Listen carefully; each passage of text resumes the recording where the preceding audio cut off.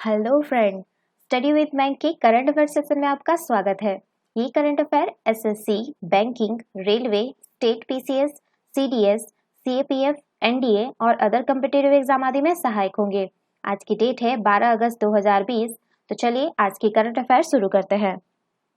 आज का पहला प्रश्न है, हाल ही में किसने Orissa university of agriculture and technology के साथ कृषि अनुसंधान पर काम करने के लिए समझौता किया है? Option A IIT Kharagpur, option B IIT Bombay, option C IIT Delhi, option D IIT Kanpur.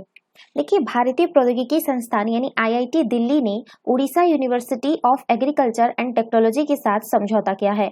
समझौते के मद्देनजर आईआईटी दिल्ली कृषि अनुसंधान पर काम करेगा। ग्रामीण की जिंदगी की चुनौतियों को पहचान कर उन्हें नई तकनीक के अनुरूप ढाला जाएगा, उन्हें नई तकनीक के प्रति शिक्षित भी किया जाएगा। दोनों संस्थान कृषि क्षेत्र में सेंसर ऐप को विकसित करने के साथ ही नैनो टेक्नोलॉजी व बायोटेक्नोलॉजी में भी काम करेंगे। दोनों संस्थानों के प्रोफेसर और शोधकर्ता एक दूसरे की लैब में जाकर भी कृषि अनुसंधान के लिए कार्य करेंगे। दोनों संस्थान शोध प्रोजेक्ट पर एक दूसरे का सहयोग करेंगे। तो इसका सही आंसर होगा ऑप्शन सी आईआईटी दिल्ली। चलिए नेक्स्ट क्वेश्चन पे चलते हैं। हाल ही में चर्चा में रहा स्वाति रडार किसके द्वारा निर्मित किया गया है?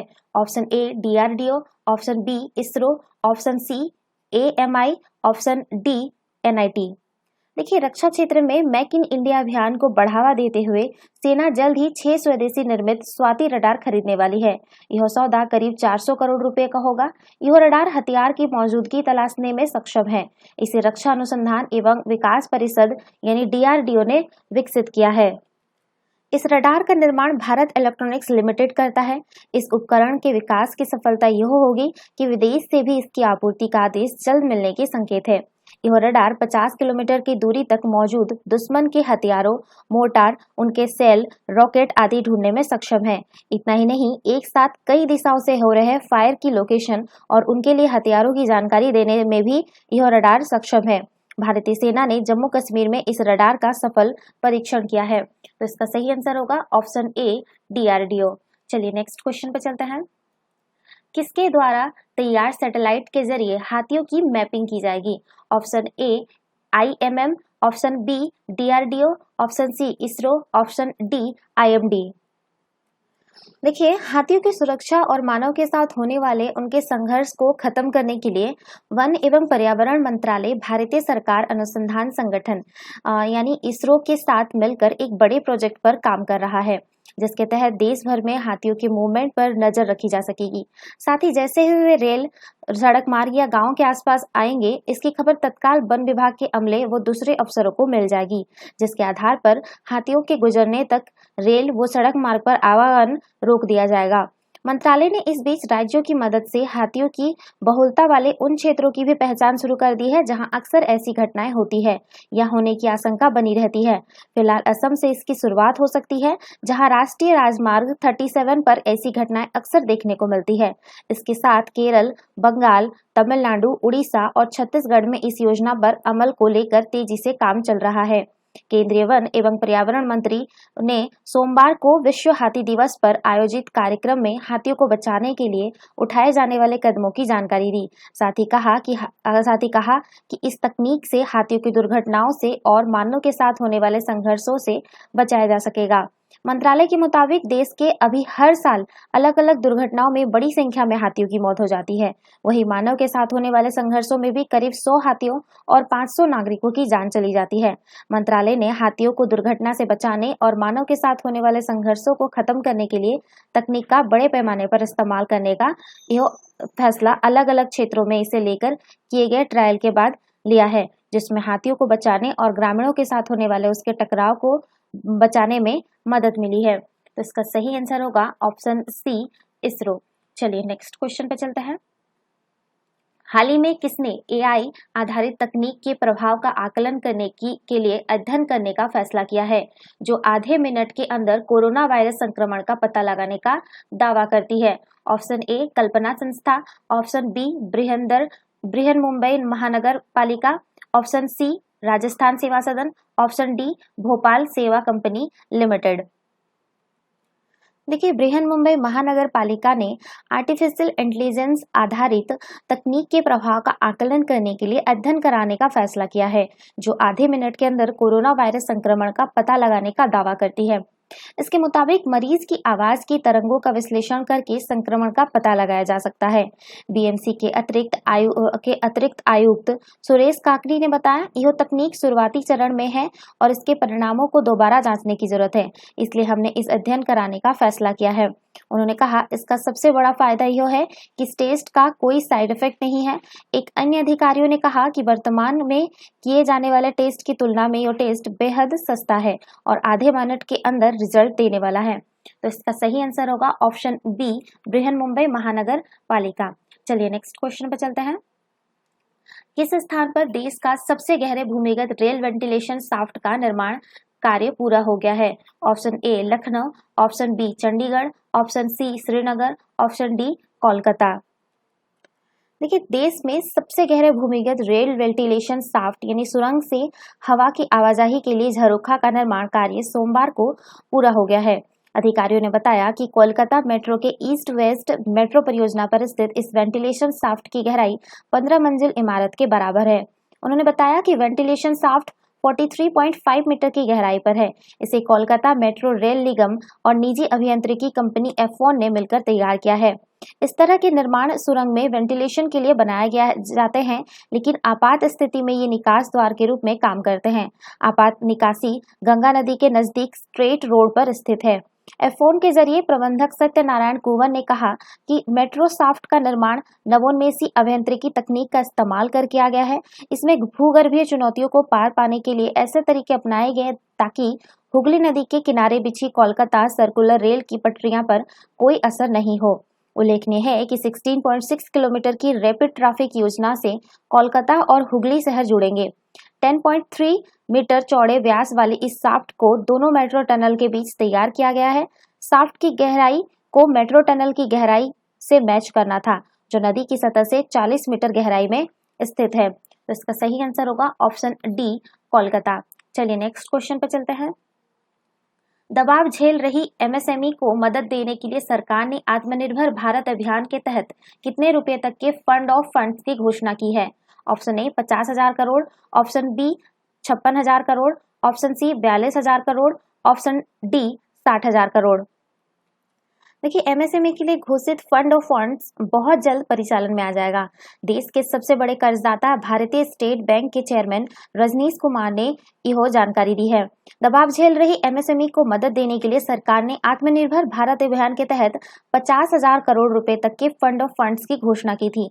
इस 10,000 करोड़ रुपए की फंड ऑफ फंड्स का उद्देश्य विकास की संभावनाओं वाले एमएसएमई को मौजूदा कठिन दौर में मदद उपलब्ध कराना है। कुमार ने कहा कि कोविड-19 महामारी के कारण प्रभावित ऐसे व्यवसायों की नकदी की स्थिति में सुधार लाने के लिए बैंकों ने आपात कर्ज सुविधा की घोषणा की है। फिक्की द्वारा आयोजित वर्चुअल कार्यक्रम में कुमार ने कहा, मैं समझता हूं कि फंड ऑफ फंड्स जल्द परिचालन में आ जाएगा। तो इसका सही आंसर होगा ऑप्शन ए 50,000 करोड़। चलिए नेक्स्ट क्वेश्चन पे चलते हैं। हाल ही में किस देश में गृह युद्ध के कारण यूनेस्को के विश्व धरोहर में शामिल कई इमारत ध्वस्त हो गई है? Option A Taiwan, option B दक्षिण Korea, option C Yemen, option D Qatar.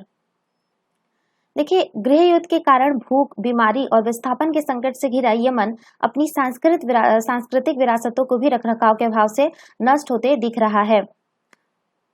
भारी बारिश के कारण यूनेस्को की विश्व धरोहर सूची में शामिल राजधानी सना की ओल्ड सिटी में कई प्राचीन इमारतें ध्वस्त हो गई है।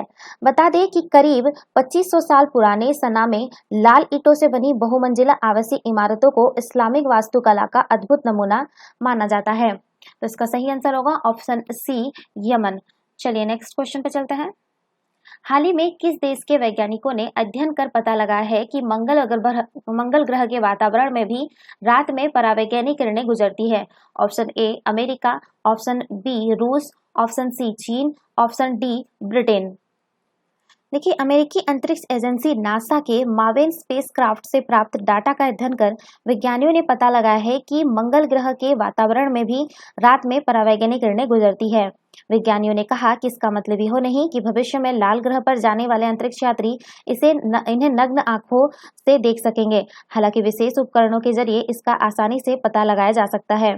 General geophysical research space physics में प्रकाशित इस अध्ययन के परिणामों का प्रयोग अब मंगल के वातावरण में परावैज्ञानिक किरणों के जटिल संचलन पैटर्न का पता लगाने के लिए किया जा रहा है। वैज्ञानिकों ने बताया कि मावेन के डाटा का अध्ययन करने वाली टीम यह जानकर आश्चर्यचकित थी कि वसंत और शीत ऋतु के दौरान मंगल ग्रह का आकाश 3 बार इन किरणों से गुजरने से संदिग्ध हुआ।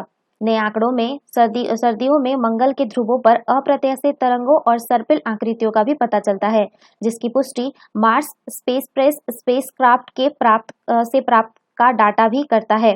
इसके अध्ययन में यह बात सामने आई थी कि सर्दियों में इस ग्रह में ध्रुव परावैज्ञानिक किरणों के कारण ज्यादा चमकदार रहते हैं। तो इसका सही आंसर होगा ऑप्शन ए, अमेरिका। चलिए नेक्स्ट क्वेश्चन पर चलते हैं। हाल ही में चर्चा में रहा अटल टनल किस जगह को जोड़ता है? ऑप्शन ए, कारगिल से बारामूला, ऑप्शन बी, सोलन से बिलासपुर, ऑप्शन सी, कुल्लू से कांगड़ा, ऑप्शन डी, लेह से मनाली। देखिए, हिमालय के पीर पंजाल रेंज में 10,000 फीट से अधिक की ऊंचाई पर निर्मित यह विश्व की सबसे लंबी और अत्याधुनिक ट्रैफिक टनल होगी। लेह मनाली को जोड़ने वाली यह सुरंग का नाम पूर्व प्रधानमंत्री अटल बिहारी वाजपेयी की स्मृति में बीते वर्ष अटल रोहतांग सुरंग अटल टनल रखा गया। सुरंग के ठीक ऊपर स्थित सेरी नदी के पानी के रिसाव के कारण 4,000 करोड़ रुपए की लागत वाली इस परियोजना के निर्माण में लगभग 5 वर्ष का विलंब हुआ, लेकिन देर आयत दुरुस्त आयत की तर्ज पर अब यह नायाब नगीना देश के मुकुट की शोभा बनने जा रहा है। 8.8 किलोमीटर लंबी इस सुरंग का निर्माण सीमा सड़क संगठन यानी BRO के जिम्मे था। इसके शुरू हो जाने से अब सभी मौसमों में लाहौल और स्पीति घाटियों के सुदूर क्षेत्रों से संपर्क बना रहेगा। तो इसका सही आंसर होगा ऑप्शन डी, लेह से मनाली। चलिए नेक्स्ट क्वेश्चन पे चलते हैं। कहां पर T-90 टैंक का फायरिंग कंट्रोल सिस्टम का निर्माण किया जाएगा? Option A, Bhopal, option B, Dehradun, option C, Hyderabad, option D, Bhubaneswar. देखिए, रक्षा अनुसंधान और निर्माण के क्षेत्र में आयुध निर्माणी बोर्ड की ऑप्टो इलेक्ट्रॉनिक्स फैक्ट्री यानी OLF ने बड़ी छलांग लगाई है। अब तक जिस T-90 व T-72 टैंक के फायरिंग कंट्रोल सिस्टम के निर्माण के लिए हम रूस और फ्रांस पर निर्भर थे, अब उनका निर्माण मेक इन इंडिया के तहत देहरादून में ही किया जा सकेगा। इन उत्पादों के निर्माण के जरिए सोमवार को रक्षा मंत्री राजनाथ सिंह ने OLF में निर्मित थर्मल इमेजिंग प्रोडक्शन शॉप का ऑनलाइन माध्यम से उद्घाटन किया।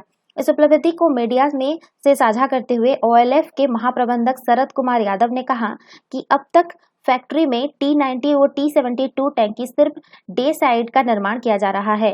अब संस्थान परिसर में करीब 8 करोड़ रुपए की लागत में थर्मल इमेजिंग प्रोडक्शन शॉप का उद्घाटन होने के बाद जल्द नाइट साइट भी तैयार की जाने लगेगी।